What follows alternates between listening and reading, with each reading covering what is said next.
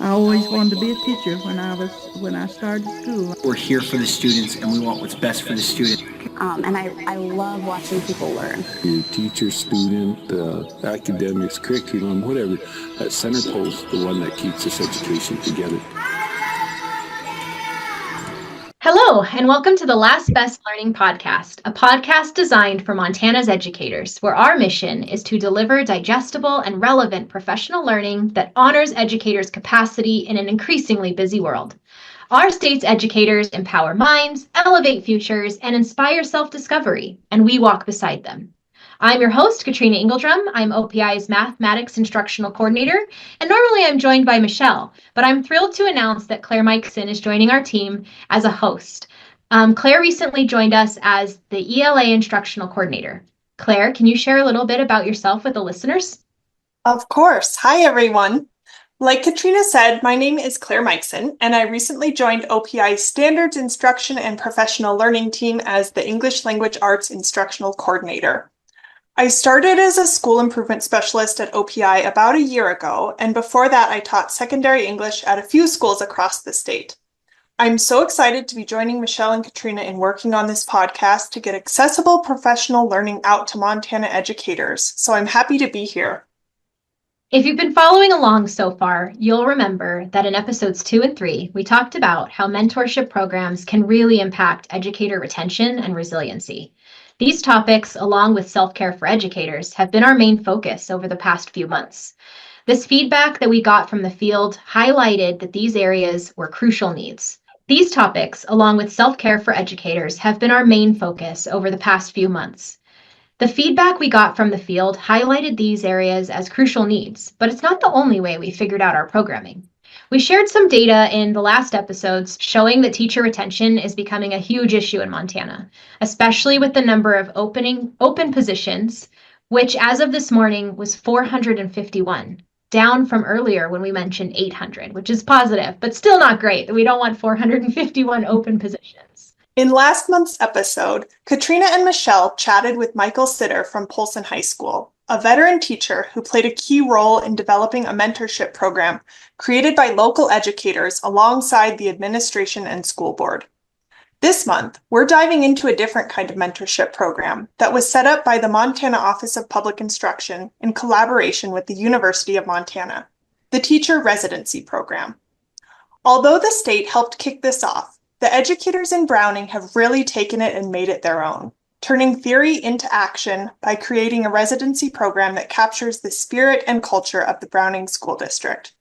We can't wait to share this awesome interview with you, and I hope it inspires you as much as it did us. Carol, Angie, and Marci, thank you so much for joining us today. I'm hoping that you can share with us a little bit about yourselves and your experiences working as educators. So I'll have Carol go first. Yeah. Good morning. Okay. Hello. Hello.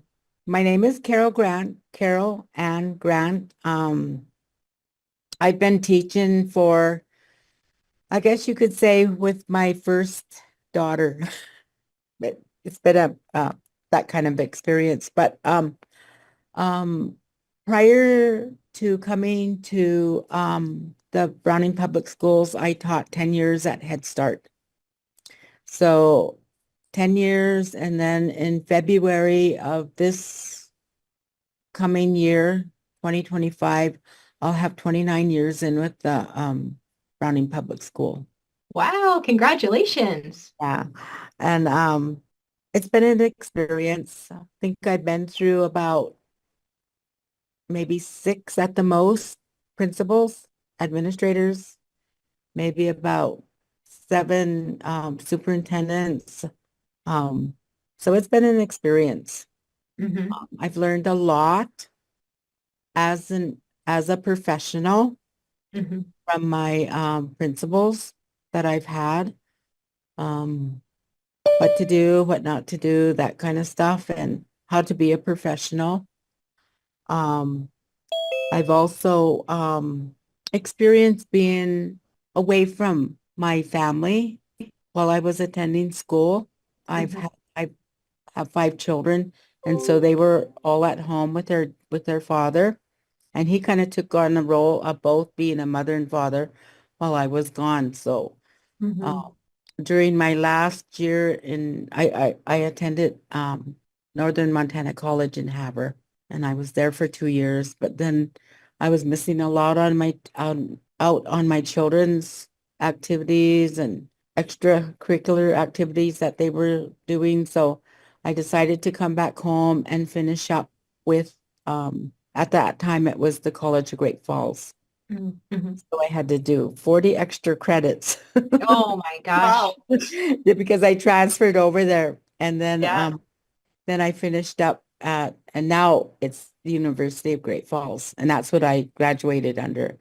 Mm-hmm. And after that, shortly after that, I started my master's program out of the University of Montana and graduated with my master's in curriculum and instruction. So I've had several student teachers.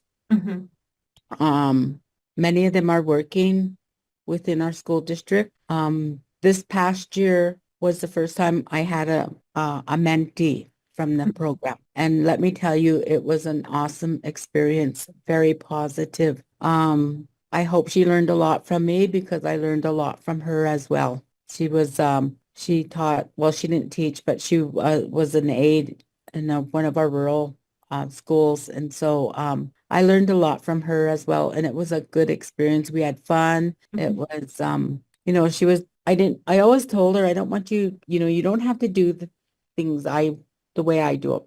You're developing your own pedagogy. I want to say something about pedagogy. You're developing your own. So, and it was just really a fun experience. In fact, she got me spoiled.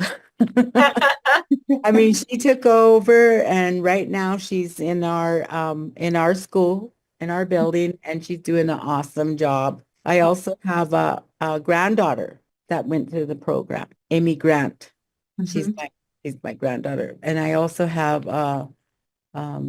well, my youngest daughter, she became a teacher as well. And she taught over at the Browning Elementary, but she has her degrees from the University of Montana. Both. And Sounds like it's kind of a family business for you guys. Then you kind of set the expectation of teacher and those values that come with being in education, and seems like you've continued that tradition through your family. That's really yeah, I kind of started late, but that's okay. better late than never. I'm sure your students love that you give them the gift of education and your time. Yeah, and so but yeah, I really enjoyed the program. I mean, this was my first year doing it, but like I said, I did have student teachers prior to that. And I hope they all learned something because they're teaching. I'm sure they did. Yeah. Angie, will you share a little bit about your background in education and share about yourself, who you are and what you do? Hi, so my name is Angie Peppian, and prior to coming to the Browning Public Schools, I worked at the Head Start.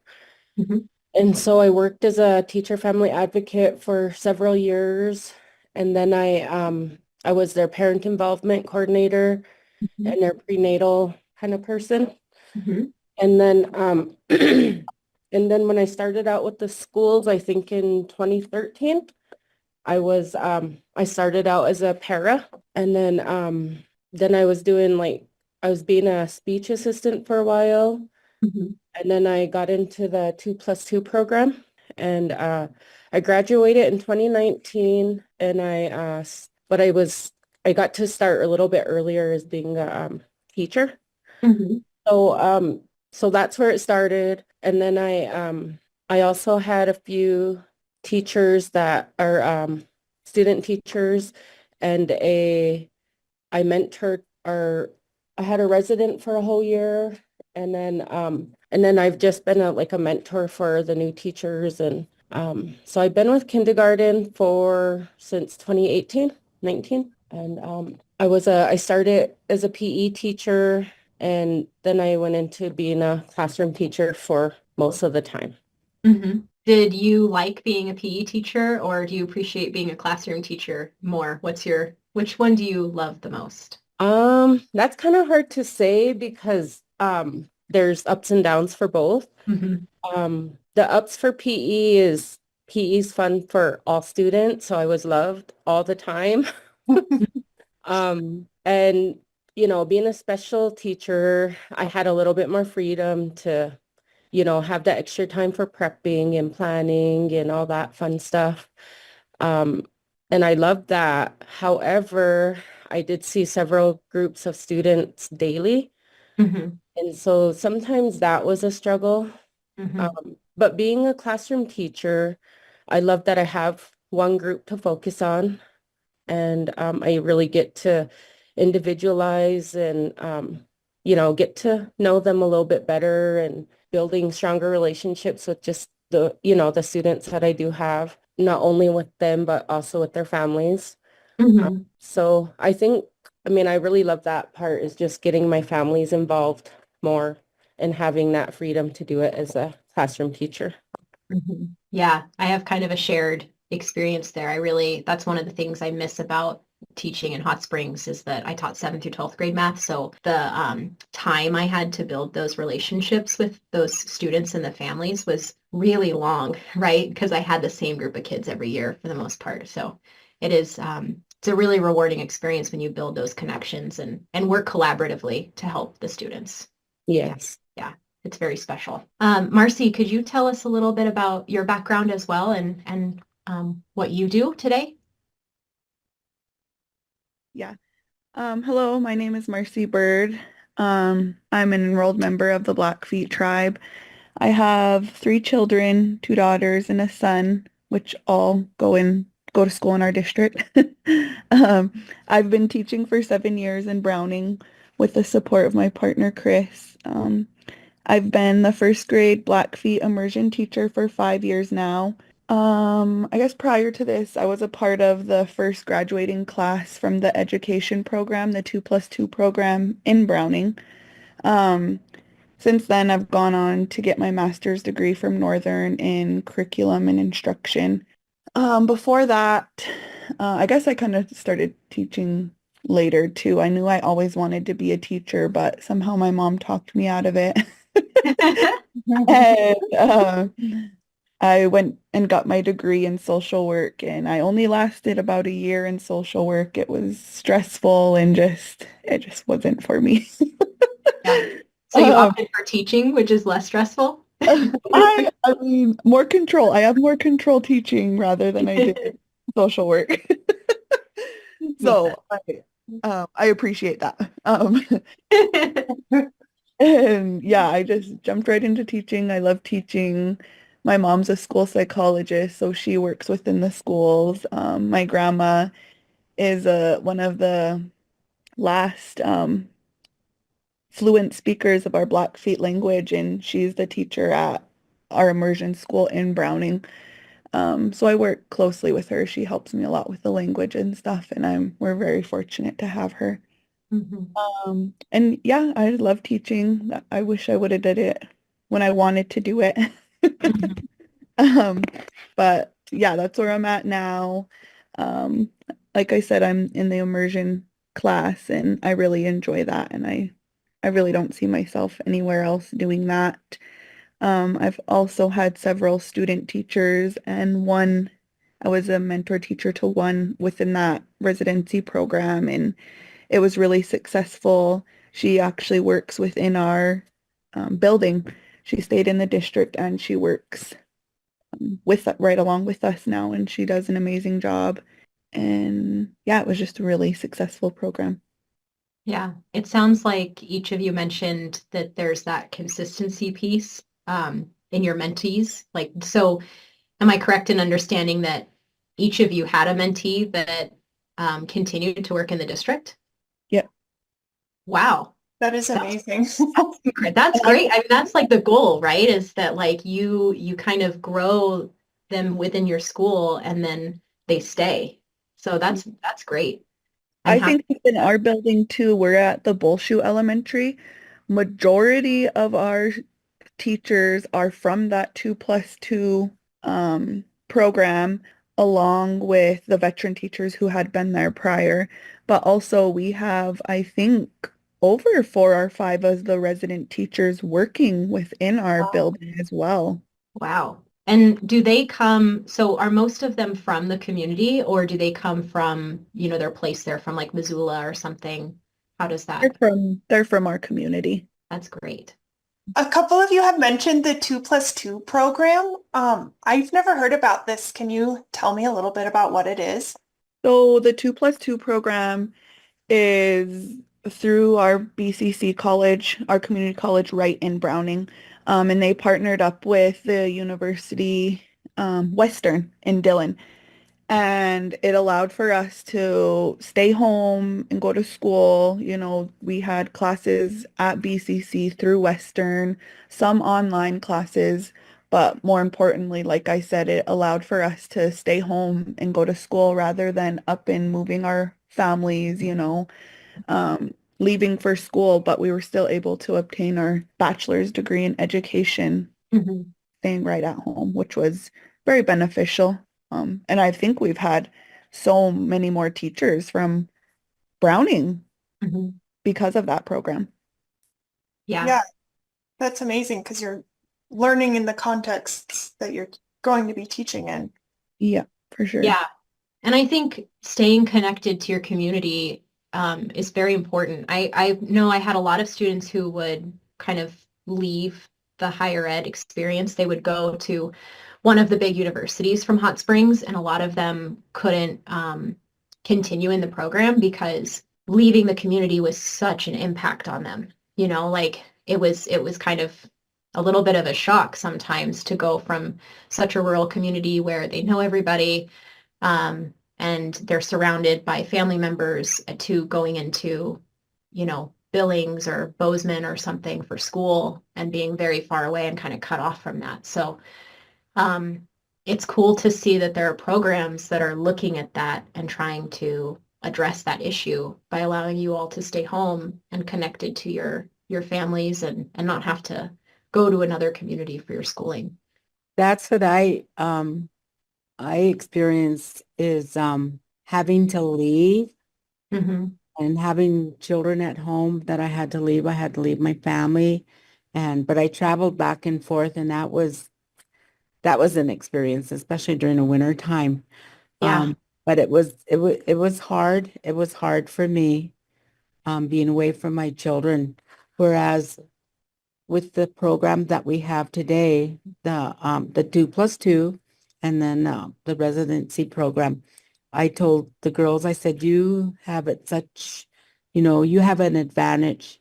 But one thing that I liked about leaving was that I didn't like leaving my family, but I liked the experience that I experienced, be living and going to school and um, being in a different culture and experience that. That would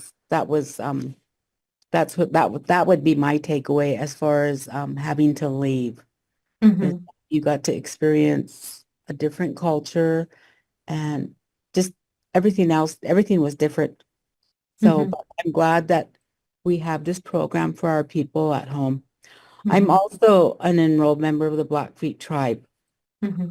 as well as all my children and my grandchildren. Um, and I encourage, anytime I get a chance, I encourage our young ones to, they need to get their education. They need to stay in school. That's what, it's all about, is getting an education. And I'm so happy for all the girls, all the ladies that have went through this program and being able to stay home with their families and working within our community, because who knows our community the best? Us. We do. Mm-hmm. I'm happy for this program. I'm glad it's here.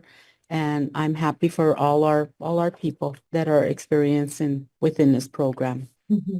Thank you. Yeah, that's amazing to have that flexibility Mm-hmm. for those that want it. Mm-hmm. Can you describe the gist of the program a little bit? How that mentor program has worked for you three? Or maybe how you got involved in it? How did it start? What does it look like for schools that may not know about this mentorship program?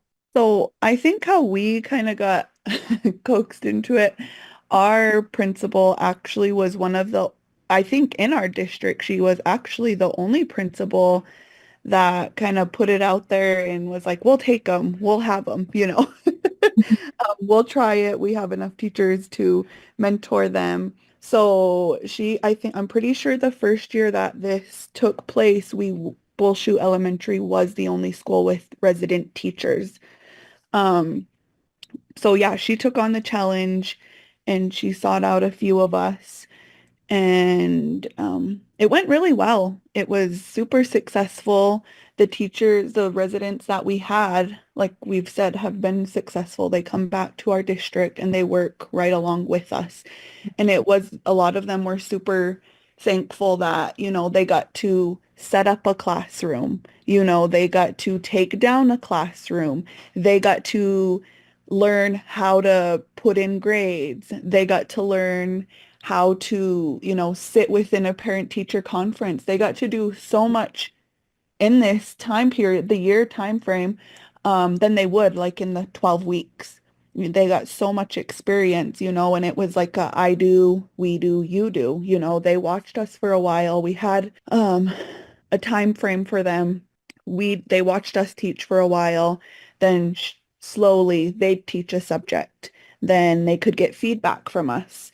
Then pretty soon it's like they have taken over the whole entire classroom by themselves, but still they had that support where they could come back and like, oh, this really worked for me. This didn't.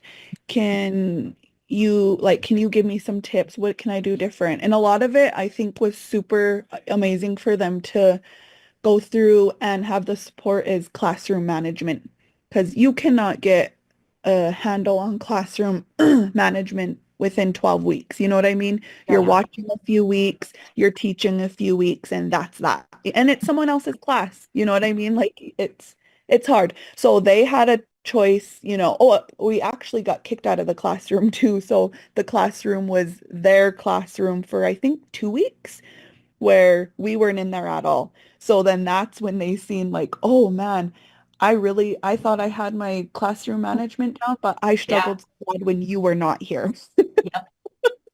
Well, So and some students will take that as freedom, right? They'll go, okay, great, teacher's gone. I'm gonna just do whatever I want. Let's put this student teacher through the gauntlet. yes, Thank yes. So God. that's it. Yeah. That was my experience with my resident. When I came back after that 2 weeks, she was like, "Oh man, I need to amp up my my classroom management. That is what I really struggled in." And so we went back to the drawing board and it wasn't hard for me. I know a lot of people struggled with sharing their classroom and letting go, because that's hard as a teacher. But also, we've taught these residents well, and we have to give them the reins to do what they got to do and believe that we've taught them enough to, handle your classroom basically. Mhm. And I gave her the reins. I'm like, okay, it's your room. You make up your own rules. Mhm. You have your own expectations. You have your routines. Like you need to do it, and I'll just help you along the way. So that really helped her too, because we talked about like expectations, how important they are. She's like, oh man, now I see. She's like, I thought it was tedious that you did that every day. She's like, but now I see I need to do this every day. Um, so just being in the trenches and just having that feedback every day, not just sitting there by yourself and working through it. And when you have the 2 week break, well, not really break, but that 2 week period of time where they're kind of in the steering seat, what do you get to do during that? Is there space for you guys to work on your own professional development or things that are special projects that you're interested in? Or I don't know, tell me a little bit about what that 2 weeks looks like on your end. So we were this was our first year we ever did it. So we didn't really know like, it wasn't actually even planned out to give them the 2 weeks by themselves. But one of our administrators needed help testing the WIDA testing. So, we took the WIDA training and we helped him out and we knocked all those tests right out of the way. So that's what we did in our time. Yeah. So your time became his time, but or her time.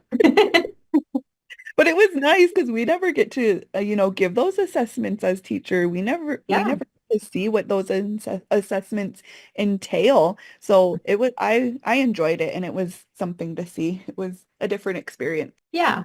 And frees you up also to see a different perspective or assist in areas of the school that need extra support, but there isn't always people to fill those roles. So And then having those like relationships with those kids anyway, so they're comfortable testing with us. They yeah. know who we are. And I felt like that was an advantage too. I Um, had a little bit of a different experience. I wasn't told to leave. I stayed in the classroom, but I also kept myself busy getting other things done. And so that was a really good opportunity. And then when it came to assessments, I did the first ones, and then I kind of handed it over to the mentee, and she did really good with the assessments, and she got the experience of giving assessments. And I was in the classroom. She basically wanted me to be in the classroom with her. If I seen anything, we would sit down, collaborate, and she would always ask, what could I do better? What could I do? That kind of stuff. And so we were always collaborating, and I always got to observe her while mhm. being in the classroom as well. But yeah, I don't think I left her too much on the days except on the days that I was absent. But Mhm. it was a little bit different. But like I said, she developed her own the way she wanted to teach. So, Mhm. but and she comes back to me today, and she'll come down and she'll say, what could I do? What should I do with this? What should I do with that? So I'm happy that she comes back to me and Mhm. still has questions, and hopefully the advice that I give her is, she takes it. So Yeah. Well, I think, Carol, that speaks a lot to your style as a mentor as well. If she's going to continue to come back and ask for that support, that mm. speaks a lot about the quality of mentorship that you provided her. And I'm happy that she does that. Mm. We're on different ends of the building, and I don't get to see her a whole lot except during maybe breakfast or maybe during meeting time. But I'm glad that she comes down and we still communicate and collaborate.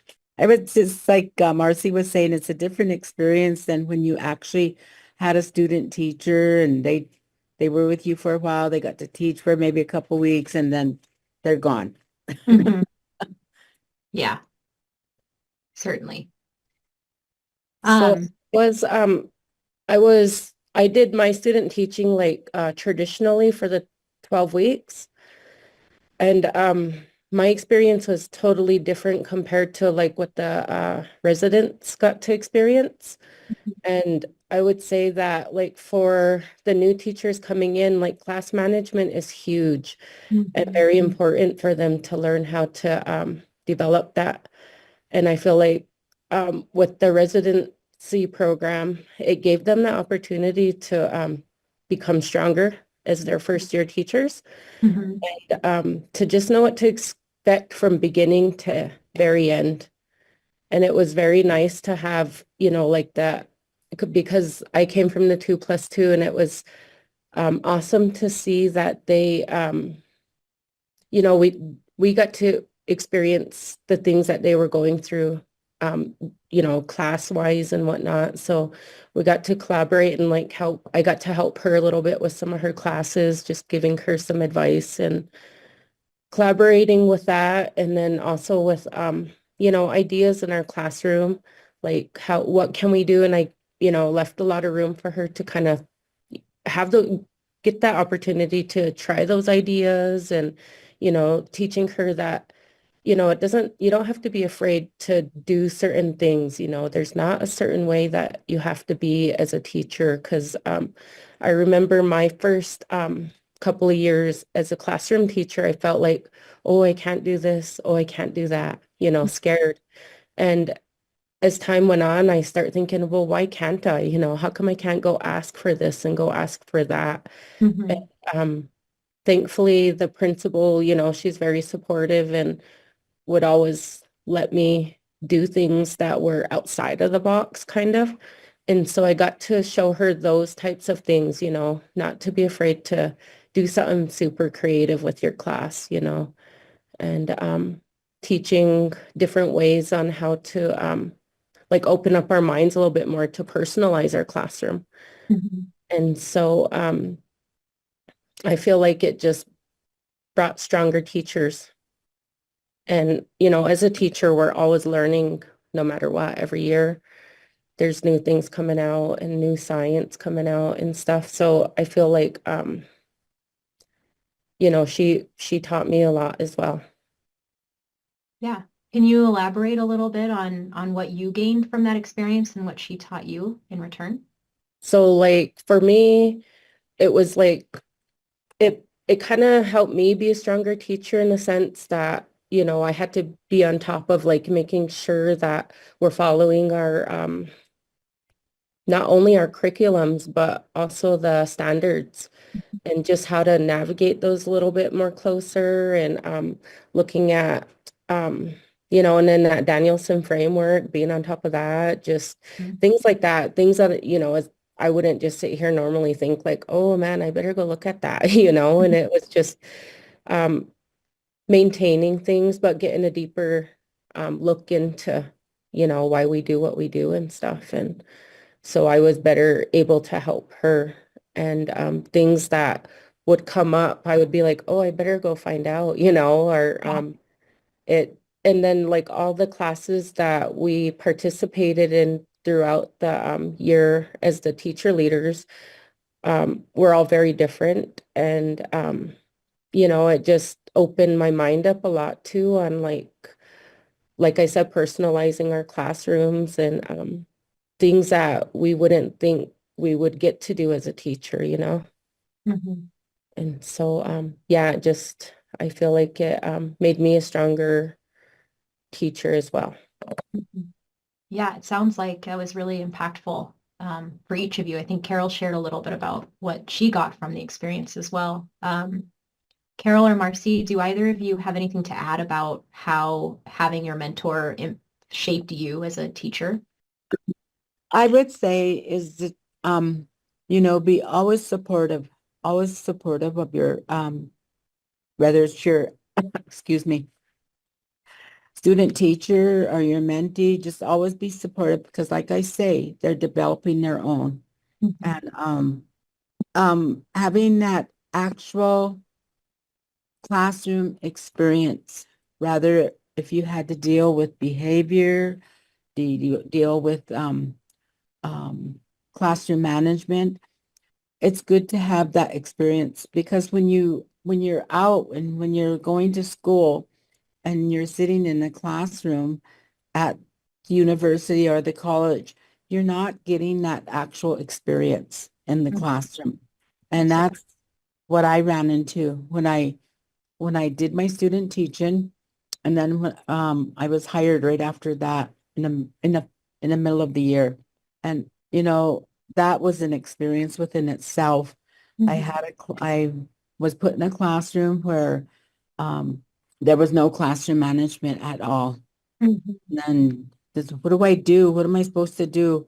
And just being handed something that, okay, you just follow this along this and having nobody helping you as far as, okay, this is our reading program. This is what we need to be doing. And I didn't have that. I didn't get that. So this is really, I just cannot say enough about this program for what they're doing for our teachers today. And it's just like when I was put in a classroom, I had to learn everything. I had to learn everything on my own. Yeah, On well, my and they tell you too, like when you're going through that traditional kind of program, they say nothing prepares you for actually being in the classroom. But this sounds like it prepares teachers better Mhm. I'm not sure that, I don't know if it prepares them comprehensive for every single thing that pops up in teaching, but it sounds like this moves the needle in a way where it's like this does prepare them for what most things that they're going to interact with in teaching. So that's good to hear. The last thing I want to ask as we kind of wrap up, and this just came up as you guys were sharing about particularly that classroom management piece. I wonder, students are at the center of so much of what we do as teachers. Could you share a little bit about how your students reacted to having these mentors in their space and what that relationship was like? Um, I feel like since we're kindergarten, well, since I'm a kindergarten teacher, and a lot of our students either come from Head Start or the Little Learners or haven't been in school at all ever. And so them coming into kindergarten for the first time with that extra person here is kind of similar to what they went through in Head Start and Little Learners, but it just became a normal for them. And but being that we started out as, them just observing us teaching, is where like the students kind of seeing the residents as not, as like where they didn't want to have to listen to them and stuff.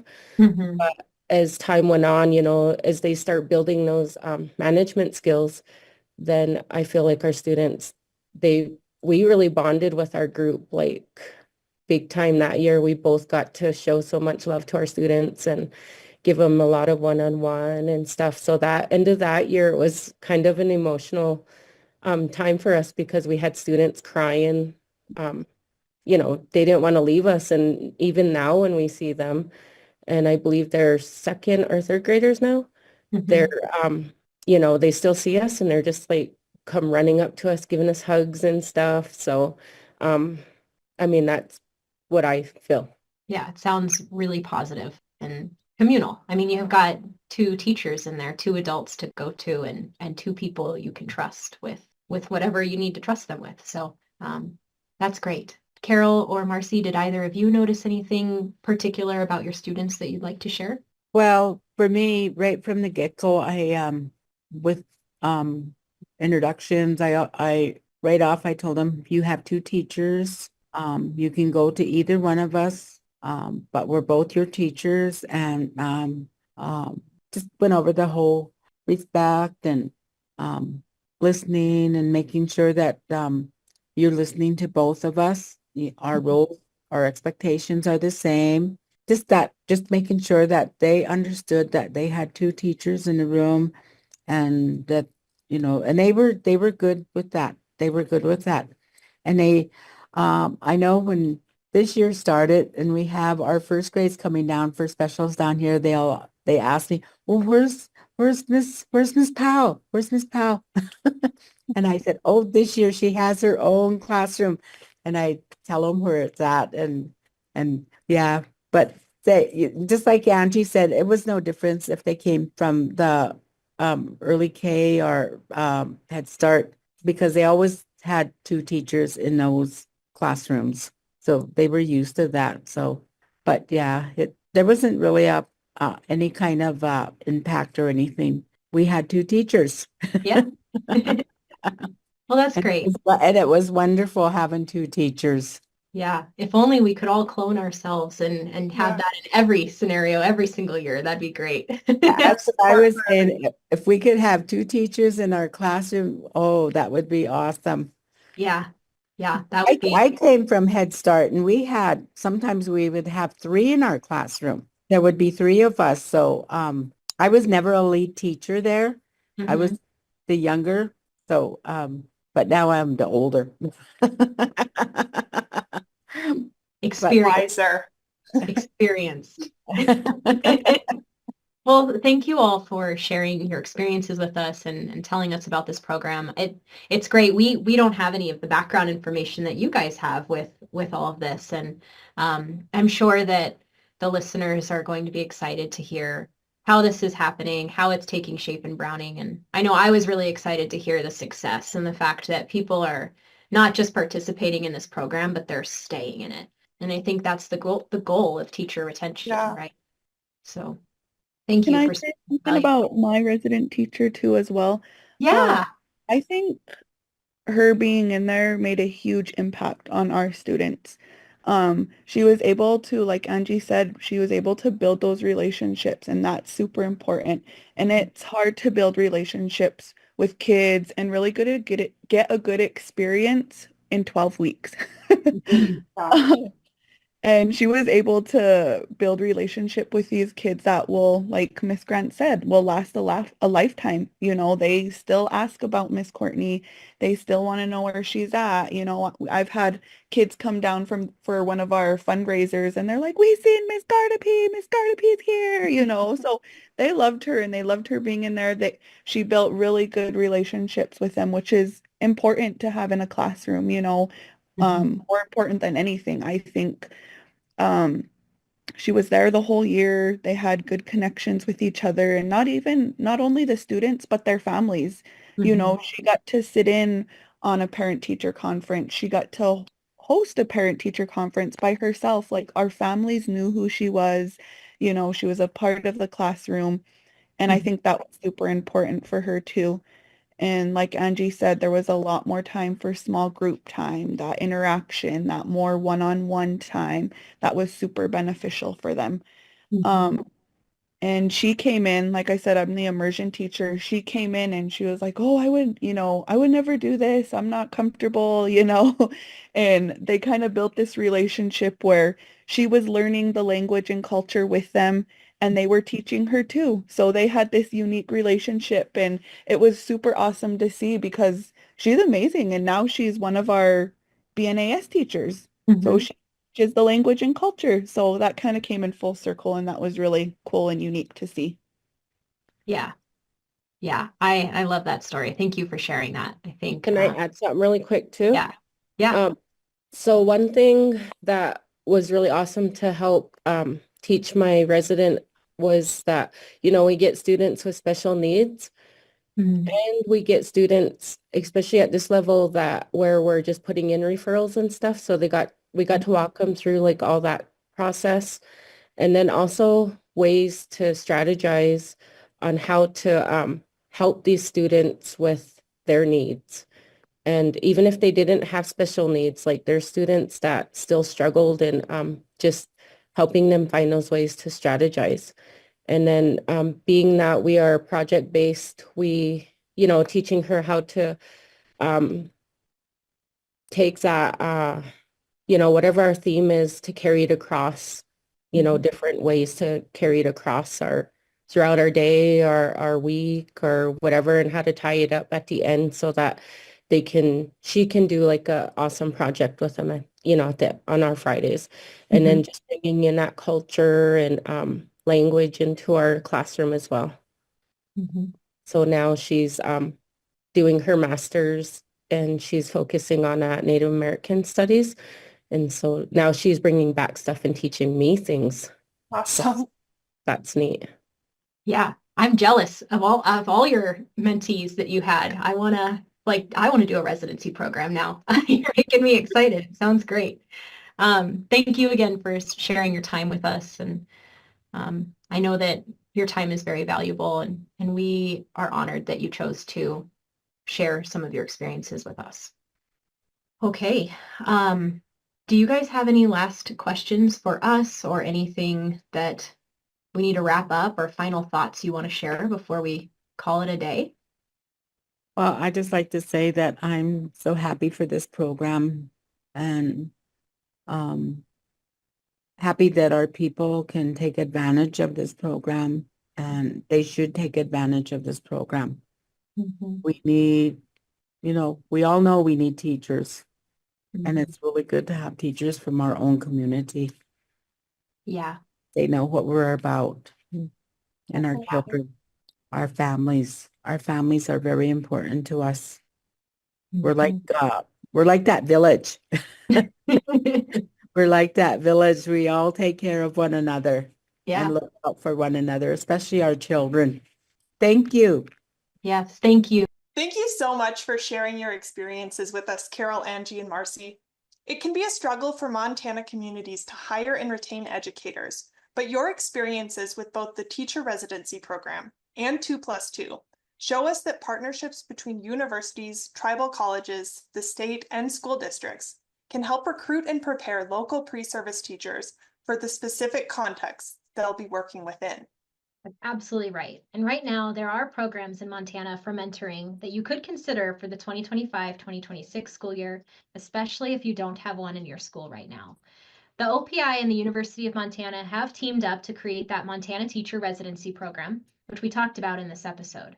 And this program offers mentorship through a year-long student teaching experience and reviews applications every April. These applications are currently open if you'd like to explore how you can become a district and part of this program. Montana State University also has a mentorship program called Mentor MT, and this focuses on pairing experienced teachers with developing educators in rural schools across the state. And they have extended their deadline for this school year and will continue accepting applications. Feel free to reach out through the evaluation form or check out the links that we've provided in this video description if you're interested in learning more about either of these programs. You can find more information on the OPI website as well. We hope that you will join us for our next episode. Each month, we close with a quote that we feel articulates the themes and thoughts expressed in the episode. The quote we have selected for this month is one by Steven Spielberg. The delicate balance of mentoring someone is not creating them in your own image, but giving them the opportunity to create themselves. As we reflect upon this quote, along with the insights that were shared by Carol, Marci, and Angie, when problem solving with peers, how do you share your expertise while helping your fellow educators create solutions that are authentic to their values and support their personal pedagogical development? If you're interested in leveraging these podcasts for the purpose of professional development that you could perhaps use for renewal of your teaching license, make sure to visit the independent or collaborative listener guides, which we've provided in the description of this video. There are 2 pathways for professional development units that you can find more about in those documents. If you'd like to recommend topics for future episodes, please also fill out the Qualtrics form that we've linked in the bio and in the listener guides that we just mentioned. Thank you so much for joining us today and listening in on this very special episode. It's been a pleasure to give a space where Carol, Marci, and Angie can share the amazing things that they're doing in Browning School District. And I hope that you have been able to take away some of their key pieces of information and advice. I'm Katrina Engeldrum. And I'm Claire Mikeson. Coming at you live from the Last Best Learning podcast. Until next time.